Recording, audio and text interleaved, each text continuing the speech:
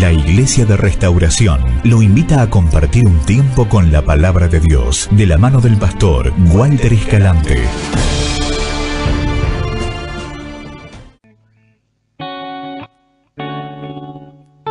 Dios hace las cosas como quiere y Él maneja los tiempos y las formas a su modo, a su manera, a sus ganas realmente. El día sábado, recuerdo, tuvimos un tiempo de adoración, de intimidad con Dios muy profundo y marcado, y en ese momento, solamente por adorar a Dios, es que el Señor empezó a sanar, y tuvimos, aunque no los compartí en ese momento, sinceramente se me pasó y me olvidé, pero sanidad en quienes los pasaron, que luego lo hemos confirmado, sanidad en el cuerpo de las personas que pasaron al frente. Cuando usted esté con cualquier situación, cuando usted esté perturbado, cuando usted esté agotado, cansado, adore a Dios. Tómese el tiempo de adorar a Dios. Entienda que la adoración a Dios o el poner a Dios en primer lugar es el centro, es el foco de nuestra vida, y que lo que somos, para lo que existimos, la esencia de nuestra vida depende del estar con Dios, de la conexión, de la comunión con Dios. Somos lo que Dios hizo, y lo que Dios hizo es que seamos espíritus adoradores, quienes nos presentemos delante de Él. Y cuando estamos en la presencia de Dios, cuando nos fundimos en la presencia de Dios, somos un solo espíritu con Él, y Dios ahí es donde hace milagros en nuestras vidas. Milagro no es simplemente que una persona que esté imposibilitada o que no pueda caminar se levante. Como alguna vez lo dije, ese tipo de milagros son para mí, no los menosprecio, para mí, en lo personal, son los que menos importancia le doy, pero la restauración de la vida, la transformación de una persona, la restauración de una familia, un corazón lleno, una plenitud en el alma, sentirse bien, ser prosperado, ser bendecido, poder estar bien con los que lo rodean, y también sanidad en todas las áreas, la mano de Dios sobrando, la mano de Dios sanando. No tiene precio y simplemente se da cuando uno se dedica a dar unos minutos, un tiempo, unos instantes a Dios, poniéndolo a Él en primer lugar. Si usted quiere ser importante para Dios, haga que Dios sea importante para usted. Si quiere que Dios lo ponga a usted en primer lugar, entonces ponga a Dios en primer lugar. Y como de esta manera se cumple la ley de Dios, que dice que es más bienaventurado dar que recibir, es la matemática del cielo. Entonces lo que yo hago, recibo. Lo que le doy a Dios, recibo. Lo que siembro, lo cosecho. Si usted adora, recibe el resultado, el beneficio de esa adoración, que es Dios sobrando, Dios descendiendo, Dios sanando. Cuando esté, aunque no es la palabra que voy a predicar, pero cuando esté angustiado, como decía el Salmo, mi alma está callada solamente en su presencia. ¿Vio cuando siente que todo se le viene abajo, que todo lo está perturbando, que por todos lados tiene ataques, que no está tranquilo? Cuando parece que incluso desde dentro de su corazón hay una tormenta, una explosión interna, hay incomodidad, nada lo tiene en paz, y justamente lo que necesita es paz. ¿Alguna vez pasó por ese lado? ¿Conoce ese camino? Si quiere yo le puedo dar la dirección, el GPS, todo junto. Si quiere saber por dónde. En esas situaciones, mi alma está acallada solamente en Dios.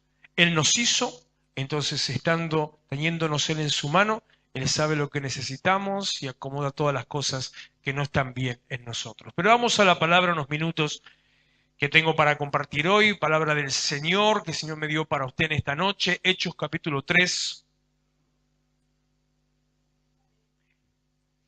versículo 1. Pedro y Juan subían juntos al templo a la hora novena, la de la oración. Y era traído un hombre cojo de nacimiento, a quien ponían cada día a la puerta del templo, que se llama La Hermosa, para que pidiese limosna de los que entraban en el templo. Cuando vio a Pedro y a Juan que iban a entrar en el templo, les rogaba que le diesen limosna, pero Pedro, con Juan fijando en él los ojos, le dijo: míranos. Entonces él les estuvo atento, esperando recibir de ellos algo. Mas Pedro dijo: no tengo plata ni oro, pero lo que tengo te doy. En el nombre de Jesucristo de Nazaret, levántate y anda. Y tomándole por la mano derecha le levantó, y al momento se le afirmaron los pies y tobillos, y saltando se puso en pie y anduvo, y entró con ellos en el templo, andando y saltando y alabando a Dios. Amén. Si usted conoce esta palabra, si tiene tiempo en la iglesia, tiempo en el Señor y conoce este texto, es un pasaje muy tradicional de la iglesia pentecostal y de cuando empezamos a hablar y a enseñar del Espíritu Santo, un pasaje muy tradicional en el obrar y el poder de Dios. Como le dije, lo que ocurrió el sábado, cuando uno pone a Dios en primer lugar, Dios empieza a obrar, porque es lo que Dios quiere hacer. Dios no quiere tener con nosotros una relación lejana, distante. Dios quiere tener con nosotros una relación íntima. Santiago 4:5 dice que el Espíritu de Dios, que es Dios mismo, nos anhela. Deseo, Dios desea, hay un deseo de intimidad, de estar junto a nosotros. El deseo de Dios es tener una relación íntima, estar en contacto con nosotros. Por eso digo, cuando este pasaje siempre se menciona en cuanto al poder de Dios, la manifestación de Dios, los milagros que empiezan a suceder en la iglesia. Pero lo que el Señor me dirigió específicamente este día no tiene mucho que ver con eso, aunque no podemos salir de eso porque está escrito, sino que el Señor me llevó a ver cómo se lo puedo acomodar para que no se confunda, porque el Señor me habló de dos cosas distintas en el mismo pasaje. Pero quiero llevarlo primeramente al entendimiento de lo que nosotros somos y lo que no somos.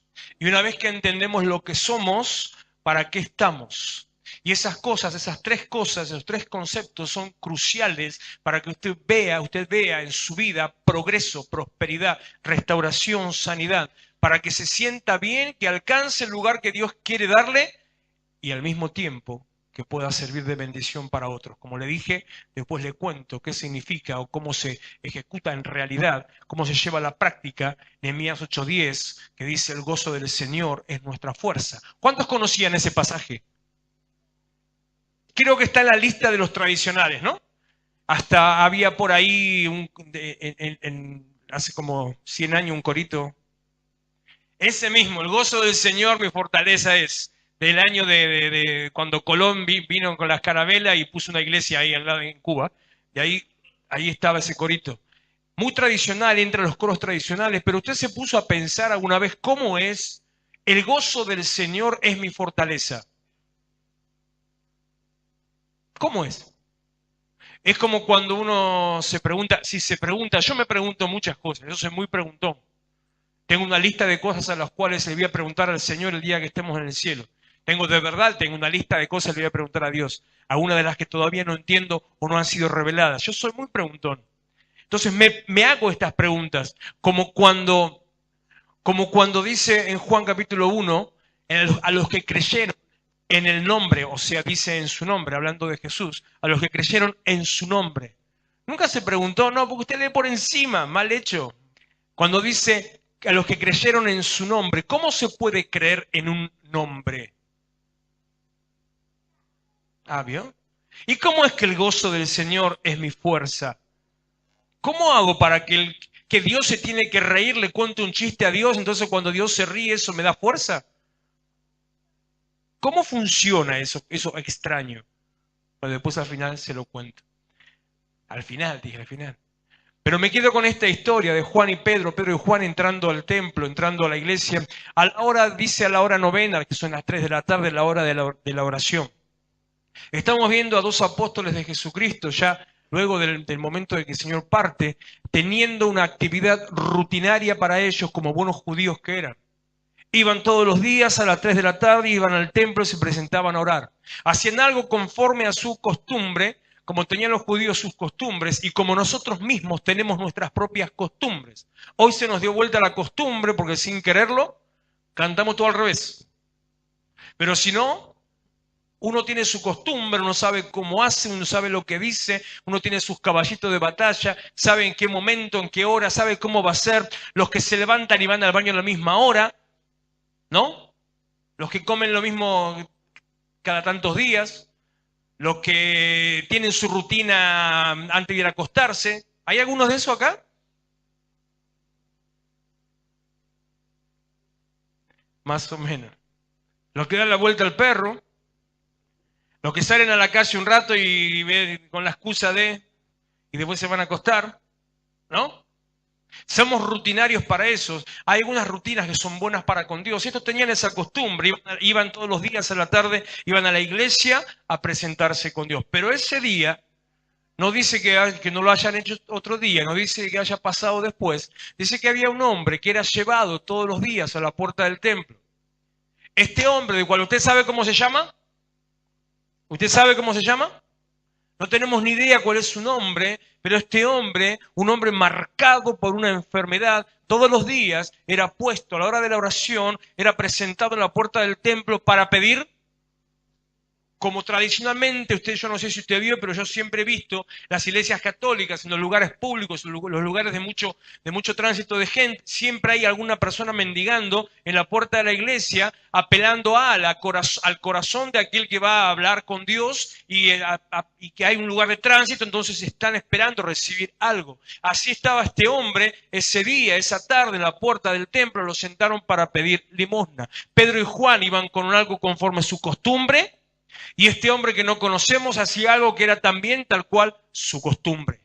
Unos tenían la costumbre para encontrarse con Dios y este otro tenía la costumbre, no él porque dice que lo llevaban, pero lo dejaban ahí depositado con la costumbre de extender su mano para pedir algo de aquellos que iban a encontrarse con Dios. Hasta acá yo le puedo decir una situación normal. Nada extraño, nada distinto, lo mismo de todos los días, la misma cosa de todos los días, simplemente de acuerdo a la costumbre. Este hombre del cual yo no conozco y que me encantaría saber cómo se llama, un hombre que nació marcado, condenado al sufrimiento. A veces nosotros sentimos, a veces nosotros nos pasa, a veces nos dicen o nos quieren creer que nacimos marcados para el sufrimiento, que nacimos marcados para fracasar, que nacimos marcados para que nos vaya mal. Algunos muy pocos, los menos, tengo que decirle, son aquellos que creen que nacieron para ser exitosos. ¿Sabe cómo les va al que nació para ser exitoso? Al que cree que nació para ser exitoso. ¿Sabe cómo le va? No escucho. ¿Y sabe cómo le va al que cree que nació para ser un fracasado? Porque hay una relación directa entre lo que usted cree y lo que usted vive. Hay una relación directa entre lo que usted ve de sí mismo, a lo que los demás ven de sí mismo y a lo que termina sucediendo. Tu visión y tu fe determinan tu futuro. Tu visión y tu fe, lo que creas, determinan cuál va a ser tu meta y toda tu vida está determinada por lo que vos creas de vos mismo. No es este el punto en este caso. Vuelvo para acá. Un hombre condenado. Trajeron un hombre que dice que era cojo. ¿Lo está leyendo? ¿Cómo dice? ¿Cuánto hacía que era paralítico, no? ¿Sí me entiende?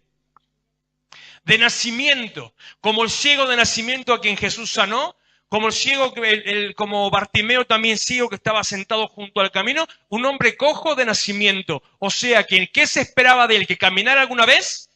Nunca. Destinado al fracaso, destinado a la miseria, destinado a nunca poder hacer más que extender su mano y vivir de la limosna de otro. Si fuera en esta época tal vez tendría algún otro tipo de posibilidades, pero en esa época su única posibilidad era vivir de la limosna de otro. Condenado a vivir en la miseria, condenado a vivir en el fracaso, condenado a una vida que él no eligió. Yo pienso a veces esas personas que pasan por esas situaciones que creen, no porque lo hayan nacido pensando, pero que las situaciones en su vida le van diciendo, le van como dando letra, le van dictando y haciéndole pensar, sos un fracasado. Que una cosa le fue mal, otra cosa le fue mal, otra cosa le fue mal, entonces empieza a acumular. Aquellos que viven de cachetazo en cachetazo, aquellos que no pueden levantar de la miseria, aquellos que no pueden levantar de una situación mediocre, aquellos que están siempre luchando, como decía el profeta Narváez, remando en dulce de leche, y parece que nunca encuentra esas mismas situaciones de tu vida, van determinando lo que vos creas de vos, y cuando lo creíste, vuelvo a repetir, cuando lo creíste, vos mismo te estás condenando a esa situación. Pero este día, esta hora especial, este día en el Templo de la Hermosa a las 3 de la tarde, algo especial iba a suceder. Ya le dije, no es que me voy a detener en el milagro, sino que me voy a detener en algo puntual entre la relación entre estos dos y este pobre hombre que estaba ahí sentado. Verso 2, verso 3. El cojo, Cuando vio a Pedro y a Juan que iban a entrar en el templo, les rogaba que le diesen limosna. Pedro, con Juan mirando en él los ojos, le dijo: míranos. Entonces él les estuvo atento, esperando recibir de ellos algo, mas Pedro dijo: no tengo plata ni oro, pero lo que tengo te doy. En el nombre de Jesucristo de Nazaret, levántate y anda. Y acá le empiezo a hablar, a referirme en cuanto a lo que no es, a lo que es, y aquello para lo cual usted puede ser de bendición para otra. Este hombre acostumbrado a su fracaso y condenado a su fracaso, extiende su mano esperando recibir limosna y los mira a ellos cuando ellos le hablan, esperando a ver recibir algo. Podemos decir que era un hombre expectante. Podría animarme a decir que era un hombre de fe. Podría animarme a decir que era un hombre de fe. Pero su fe no estaba puesta en Dios. ¿Dónde estaba puesta la fe? En Pedro y en Juan. Cuando nosotros estamos con ese sentimiento de ser el último orejón del tarro, o como cuando me causa mucha gracia cuando estuve en Ecuador, que me tradujeron esa frase en una prédica, es el último neumático del carro, porque yo dije el último orejón del tarro, nadie me entendía, entonces un argentino me dice: no, decía el último neumático del carro. Cuando dije eso me entendieron. Cuando uno está sintiéndose así de esa manera, lo primero que hace es dejar de creer en Dios, porque cree que Dios lo llevó a esta situación. No le voy a preguntar, porque no quiero deschavar, pero ¿cuántas veces no le echó la culpa a Dios de sus fracasos o necesidades o miserias? ¿Cuántas veces se alejó de Dios o no lo miró a Dios pensando que Él era el responsable de lo que le pasara? No digo que haya dejado de creer, pero ¿cuántas veces usted, sin dejar de creer en Dios, igualmente no se acerca a Dios pensando que Él es el responsable de las cosas que le pasan? Este hombre tenía puesta su fe en los hombres que entraban. En este caso, en esta situación, eran Pedro y Juan, no tenía fe en Dios. Este hombre pensaba que lo único que restaba para él era extender su mano y pedir limosna. Pero yo tengo que decirle en esta noche, si no mi corazón me explota en mi cabeza, que ya bastante turbada hoy, tengo que decirle que usted, por más amargado, angustiado, caído, quebrado, con sentimiento de fracaso, escúcheme lo que le voy a decir, no está llamado por Dios para pedir limosna. No fue creado por Dios para estar tirado en el piso con la mano extendida. No fue llamado por Dios para simplemente confinarse. Confinarse es como que uno mismo decida estar en el destierro, como que uno mismo se ponga a un lugar y diga: este es el lugar de mi muerte, este es el lugar de mi miseria. Usted no es un perro viejo, un perro enfermo, para estar en un rincón, en el porche de una casa, estar lastimándose o estar lastimado y esperando que alguien le ponga un jarro de agua. Usted es un hombre, una mujer determinado por Dios para vencer y triunfar en todas las cosas que quiera, porque para eso Dios lo eligió. Cuando estaba él mirando a Pedro y a Juan, cuando ellos lo ven que estaba con su mano extendida, estos le dicen: mírame, míranos. Fijando en él sus ojos, y clava los ojos en Pedro y en Juan, y ellos les hablan, y él espera, le dice estas palabras, que puede ser a veces muy hasta dolientes, puede hasta hacernos sentir como rechazo, cuando empieza a hablar, no completa. No tengo nada para darte. Yo creo que este hombre habrá pensado en ese momento: ¿y para qué miércoles me pedís que te mire? ¿O no? No tengo nada para darte. Lo que dice puntualmente el versículo 4 o 5 creo que es, lo que dice puntualmente es, cuando lo están mirando: no tengo plata ni oro. La plata en la Biblia, escúcheme bien y anótelo si tiene ganas,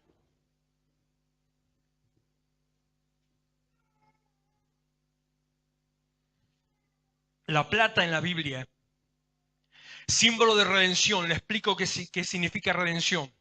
La redención es la paga por el pecado, es la paga por el esclavo. Redención es el pago que se da por una persona que está en una situación de muerte y por la cual se la saca de esa situación. Redención es ir y pagar la libertad de un esclavo.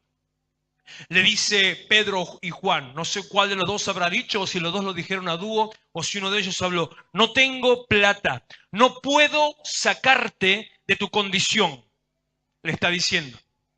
Como hombre, vos pusiste la fe en mí, vos estás esperando en mí, no puedo sacarte de tu condición, no puedo sacarte de esa situación. Le dice, ni oro. El oro en la Biblia representa a Dios. Todo lo que usted lea en la Biblia o que esté mirando, leyendo, donde hay algo de oro, según el simbolismo específico en cada lugar, habla de Dios, de la misma presencia de Dios. No tengo plata, no puedo cambiar tu condición, no puedo sacarte de esa situación, no tengo oro. Hola, no soy Dios. Le están diciendo estos dos a un hombre que puso en ellos su esperanza. A usted que tal vez está metido en el medio del problema, o la angustia, o la deuda, que está enterrado o simplemente hasta los pies, que está afligido o angustiado, que está perturbado o dolido, que hay situaciones que lo abruman, hay situaciones que lo tienen mal, que hay cosas que no lo dejan, hay cosas que, ojo, mire que a mí también me pasa a veces, que dice, ¿por qué me está pasando esto? ¿Por qué tengo que pasar esta situación? ¿Por qué tengo que vivir esto? ¿Por qué? ¿Cuál es la causa, la razón? ¿Qué es lo que sucede? Como diría el profesor Girafales, mire lo que me vengo a acordar. ¿Cuál es la causa, motivo, razón o circunstancia? No es bíblico, pero pega igual. Cuando está ahí perturbado y lo que hace es buscar en alguien, ¿cuántas veces buscó en otro en vez de buscar en Dios? ¿Cuántas veces buscó primero en un amigo que le ayude, que le tire algo? Que le tire unos mangos, que le saque de la situación, que le dé una mano. ¿Cuántas veces buscó en el trabajo, no alguien que le dé un trabajo? ¿Cuántas veces buscó en un préstamo, que vengan a darle un préstamo? O lo más espiritual que hizo alguna vez, le pidió al pastor que ore por usted. Eso ya es el sumum de lo espiritual. Porque ahí se acordó de Dios, pero por intermedio usemos un puente. Pero yo, si me pongo en lugar de Pedro y Juan, y le cuento ahora que Pedro y Juan representan a la iglesia, Pedro y Juan en este pasaje representa a la iglesia, hay demasiada información toda junta acá, por eso dije que voy a acomodar. Representa a la iglesia. Usted espera de la iglesia que la iglesia haga, y la iglesia no puede hacer más que solamente aquello que está destinada para hacer. Yo como hombre no puedo hacer más de aquellas cosas que estoy llamado y destinado para hacer. Yo no puedo sacarte de tu condición. Eso me lo estoy diciendo a mí mismo, ¿eh? Porque a veces lucho con Dios, diciéndole, Señor, ¿por qué no puedo ver transformaciones de algunas personas puntuales, específicas, hacer que salgan de su situación? Y en estas discusiones mías con Dios, yo le contesto ahora, no puedo sacarte de tu condición. No soy Dios. No soy Dios. Es más, la iglesia, hola, hay a alguno no le va a gustar esto. La iglesia no es Dios. La iglesia es el lugar donde los creyentes se reúnen para adorar a Dios. Y que si no lo hacen, al pis te perdiste. Si en vez de adorar a Dios están papando mosca, Dios no obra, Dios no se mueve, Dios no sana, Dios no restaura, Dios no toca, Dios no transforma. Porque Dios habita en medio de las alabanzas de su pueblo, del pueblo reunido, que todos juntos vienen a adorar y se presentan delante de Dios. Le estoy haciendo un poco de teología compendiada. Pedro y Juan representan la iglesia. Y ya que estamos, le digo por qué representa la iglesia. De paso. Pedro, el nombre Pedro significa roca, lo que significa o simboliza firmeza. Firmeza, determinación y firmeza. Y el nombre Pedro simboliza, no el nombre, sino la vida del apóstol Pedro, simboliza su vida, él como símbolo, representa el carácter.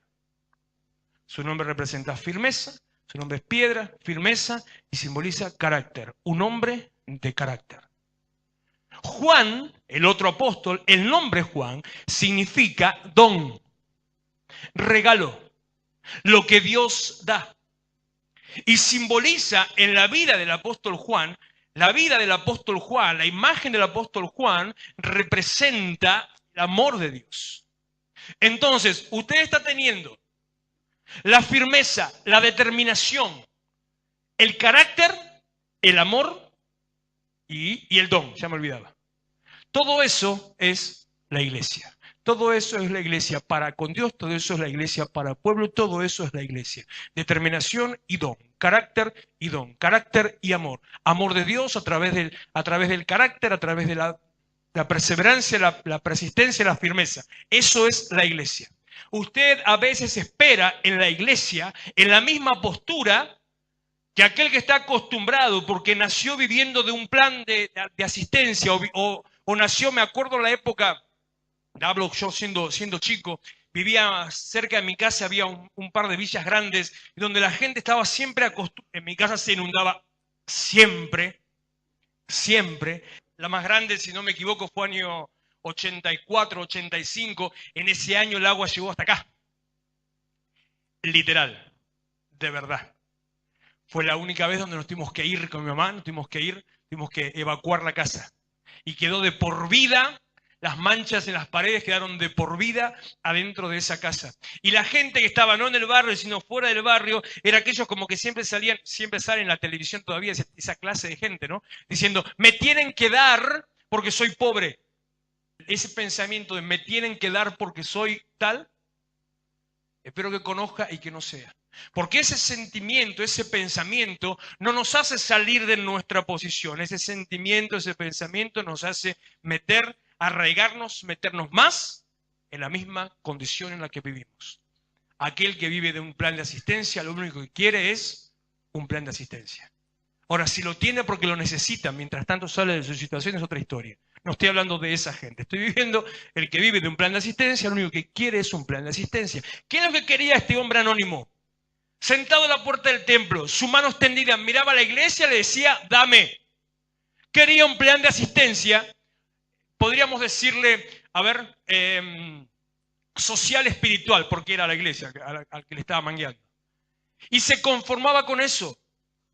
Pero si usted está esperando que la iglesia haga, que la iglesia le saque de su condición, que la iglesia le cambie su pensamiento, que la iglesia cambie su realidad, y usted está sentado ahí esperando, tengo que decirle como Pedro y Juan, no tengo plata ni oro. No puedo sacarte de tu situación. No soy Dios. Pero de golpe cambian o continúan lo que están diciendo, y él que estaría ahí entre la amargura de la decepción y la bronca tal vez, de golpe le dice, pero lo que tengo, te doy. ¿Sabes qué es lo que la iglesia tiene para darte? Una sola cosa tiene la iglesia para darte. En el nombre de Jesucristo, en el nombre de Jesucristo de Nazaret, para que sea bien bíblico, en el nombre de Jesucristo de Nazaret, levántate y anda. Lo único que tiene la iglesia para darte es ponerte delante de Jesucristo y darte la instrucción para levantarte y moverte. Inmediatamente, al mismo tiempo que le decía eso, no sé quién de los dos era, y si lo dice no lo recuerdo, no quiero decir una cosa por otra, Pedro. Versículo 7, tomándole por su mano derecha, extiende la mano Pedro, firmeza, carácter, determinación, es el primero que avanza, el primero que actúa. Extendiendo la mano y tomándolo de su mano derecha, al que estaba tirado, al que estaba simplemente ahí esperando el plan, al que estaba anotándose en la lista del puntero del barrio, a ese, le extiende la mano, lo toma, levántate y anda. Y el tipo se levantó, tomó su lecho y empezó a andar. Isaías capítulo 41, versículo 10 y versículo 13. Anótelo nomás, no lo busque. No temas porque yo estoy contigo, no desmayes porque yo soy tu Dios que te esfuerzo. Siempre te ayudaré, dice Dios, siempre te sustentaré con la diestra derecha de mi justicia. Versículo 13. Porque yo, Jehová, soy tu Dios, quien te sostiene de tu mano derecha. Y te dice, este entra en la lista de los tradicionales también, y te dice, no temas, yo te ayudo. Dios no va a hacer por vos aquello que vos podés hacer, pero ponele la firma y estate bien seguro que Dios está ahí para extender su mano y ayudarte a levantarte.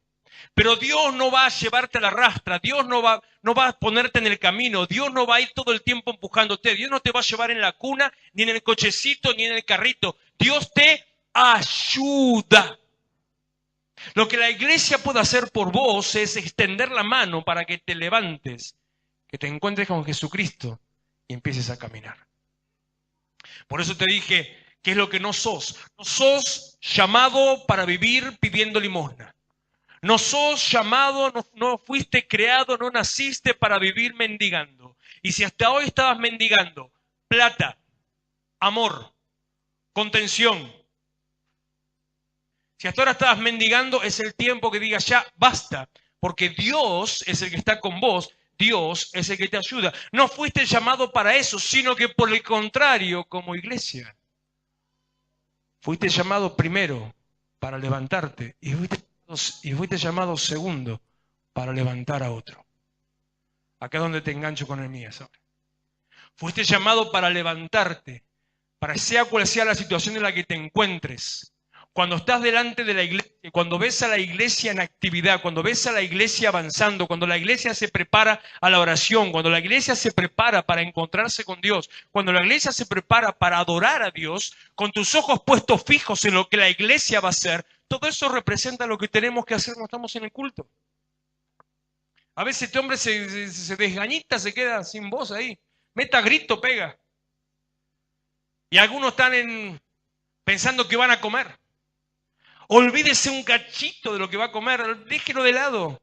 Conéctese con Dios, conéctese con Dios. Es un Wi-Fi de señal abierta, no necesita clave y es potencia máxima, no tiene problema, pero conéctese con Dios. Olvídese y empiece a adorar a Dios. Entonces, cuando entra a adorar a Dios, la iglesia ve la necesidad, Dios ve la necesidad, tu necesidad, y en vez de estar pidiendo limosna, te levantás y andás. Y en vez de estar pidiendo limosna, vos mismo ayudás a levantar a otro. Nehemías 8:10, termino diciéndote eso. El gozo del Señor es mi fortaleza. Dice el libro de Mateo, no recuerdo el pasaje y no lo busqué. Pero anóteselo así, o si alguno lo conoce, lo vas a ver. Dice el Señor Jesús, hay fiesta en los cielos hay fiesta en los cielos por un pecador que se arrepiente. ¿Cómo hago para que Dios se goce? ¿Cómo hago para que Dios esté alegre? La manera de que Dios esté alegre no es contarle un chiste. Dios se goza en dos cosas. Dios se goza en mi adoración. Dios se goza cuando yo extiendo la mano para levantar al que está caído. Dios se goza cuando yo quiero encontrarme con Él. Dios se goza cuando yo ayudo a otro a que se encuentre con Él. Dios se goza cuando lo estoy alabando. Dios se goza cuando yo a otro le hablo de Jesucristo y le digo, tu vida puede cambiar. No decirle, te voy a cambiar. Ni siquiera decirle, la iglesia te va a cambiar. Ni siquiera que le digas, Dios va a hacer en tu vida, porque tal vez Dios no lo hace. Pero sí la certeza y la seguridad. Tu vida hoy puede cambiar. Tu vida va a ser distinta. Tu vida está a la puerta de un cambio. Estás delante de un milagro. Tu vida puede ser totalmente distinto a lo que creíste que era tu condena. No estás condenado para vivir en miseria, ni para vivir en fracaso, ni para estar en necesidad. Estás condenado, si puedo usar esa palabra, para ser una persona bendecida, exitosa, prosperada y triunfar en todo lo que hagas. Porque Dios dice que Él desea que seas prosperado en todas las cosas. Entonces, cuando Dios se goza, ahí está tu fortaleza. Cuando Dios está gozoso, entonces Él es el que suelta la bendición y te levanta a un camino de victoria. Y te levanta a que todas las cosas sean bien. Y lleva bendición a tu casa. Y lleva prosperidad a tu casa. Y los problemas empiezan a desaparecer y la mano de Dios empieza a orar. Póngase de pie y vamos a orar. De atrás adelante, hacia adelante, en el mensaje le digo, comprométase con Dios a ser el que extiende la mano al que está en necesidad. Tómese ese compromiso para con Dios. No le voy a hacer un pacto, ni repetir, ni hacer nada de eso, sino comprométase con Dios. Entienda que fue llamado para bendecir. Y tomando el principio del mensaje le digo, comprométase con Dios a levantarse sin esperar recibir. A levantarse sin que sea otro el que viene a hacer la obra por usted, sino que Dios mismo la va a hacer. Levante sus manos. Iglesia de Restauración, Avenida San Martín 2324, Florencio Varela. Los esperamos los miércoles a las 20 horas, sábados 19:30 y los domingos, reunión de jóvenes a las 18 horas. Vení a encontrarte con tus sueños.